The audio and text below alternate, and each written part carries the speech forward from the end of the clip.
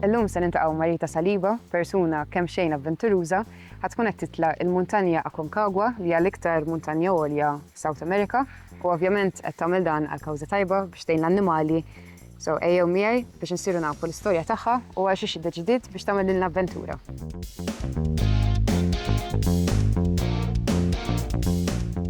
So Rita, what was your first experience that led you to falling in love with mountains? Around 4 years ago, during COVID, my partner and I bought a van and decided to do 3 months in the Dolomites. We were living in the van and hiking up almost every day. So that is where I started rock climbing as well. And that is where basically I fell in love with the mountains and rock climbing.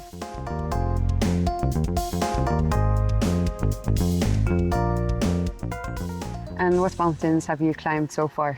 So till now, when it comes to the 7 summits, I've climbed the Kilimanjaro, which is the highest mountain in Africa, and Mount Elbrus, which is the highest mountain in Europe.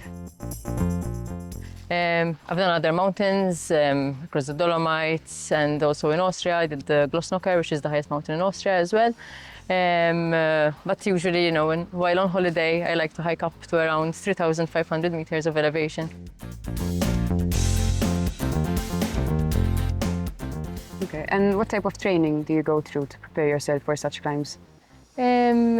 So mostly it's like in Malta, given that we don't have mountains, I make sure that I can keep my aerobic fitness, so keep my heart rate for around 150 beats per minute for a long time. Okay. And then obviously there is strength training as well, making sure that my back and my legs can carry a 20-kilo backpack, because that is how I will be hiking up. And then obviously there's the mental aspect when it comes to the training as well. So I rock climb twice a week. That helps me mentally when it comes to exposure and making sure that I'm not afraid of the heights, afraid of small holes and all the stuff. And given that we don't have the mountains here, around 3 weeks before, we'll be going to Cervinia, which is at 2,000 meters of elevation. We'll be sleeping there and then hiking up to around 4,000 meters of elevation every 2 days to make sure that we're physically ready as well.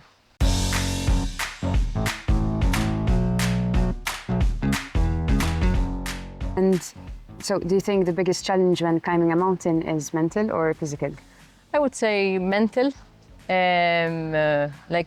You can get physically prepared, as I said. I've done previous mountains. Luckily, I've never had problems physically. But mentally, it can get very tough. This expedition is 20 days long. Previous expeditions I've done were around 8 to 10 days. So it's like double. Yes. So the fact that you have 20 days of hiking, getting more and more physically tired, because the higher you go, the harder it is to rest, the harder it is to walk. Yeah. So to make sure that mentally you are prepared for that period of time.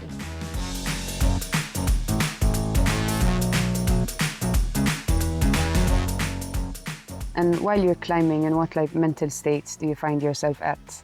Mostly I'm focused, my mind is very empty. I like to be very focused as soon as I start climbing, focus on the breathing. When things get tough, yes, sometimes those words of doubt come in my head, but I make sure that I encourage myself and I've done this in the past, I've trained for it. And the fact that I'm training and trying to put myself as much in similar situations, I know that at that moment, mentally, I can say, okay, I've done this before, and I was prepared for this. So that is what goes through my head. Yeah. I think gear as well. You were telling me about one of the mountains you climbed that you felt like it was a bit more challenging because you underestimated the cold. Yes. As Maltese people, we probably underestimate how cold yes. some places can be. So the gear is very important that you wear. And as you're saying, in reality, some mountains you say, oh, okay, just 4,000 meters. But in reality, it's as soon as you get to the summit, the amount of wind and the cold all of a sudden hits you. So you need to make sure that you're prepared with clothing as well. okay.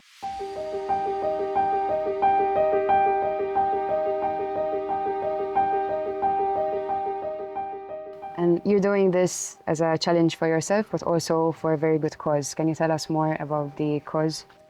So I'll be doing it in aid of AAA. They take in abandoned dogs and they make sure that they are kept healthy, clean, and have a big space to play around in. So yes, that is why I chose the AAA as well.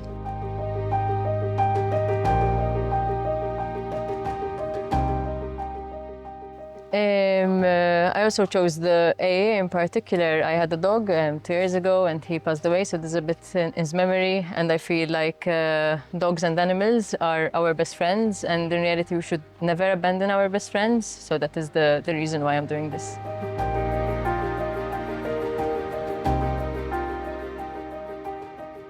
Rita, do you have a specific dog at the AA that you currently have a connection with? Yes, I connected with this dog called Ziggy. Unfortunately, he has been abandoned after 9 years, and he's currently there. But I would love to sponsor him, buy him food, help him out, because he's the sweetest dog ever.